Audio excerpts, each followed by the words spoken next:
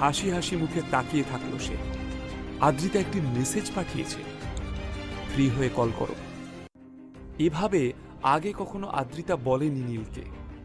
তাহলে কি আদ্রিতার মনে নীলের জন্য জায়গা তৈরি হচ্ছে?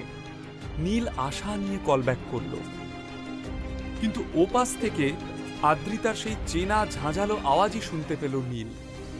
কোন রাজকার্য করছো যে ফোন তুলতে দেরি হলো? যেটা করতে বলেছিলাম সেটা হয়েছে? ভুলে যেও না, আজকে সন্ধ্যের ফ্যামিলি গেট টুগেদারে তোমাকে কিন্তু সভ্য হয়ে আসতে হবে। দয়া করে নিজের ওই হাড় হাবাতে লুকটা নিয়ে যেন উপস্থিত হয়েও না। তোমার জন্য আমি আর অন্যের কাছে হাসির খোরাক হতে রাজি নই, কথাটা যেন মাথায় থাকে। কোনো উত্তর না শুনেই ফোনটা কেটে দিল আদ্রিতা। অনেক আশা নিয়ে নীল ফোনটা করেছিল, কিন্তু ফলাফল একই পেল সে।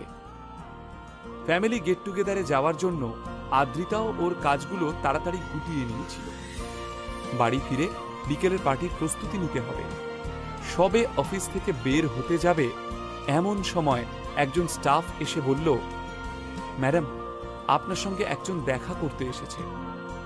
অবাক হয়ে আদ্রিতা বলে,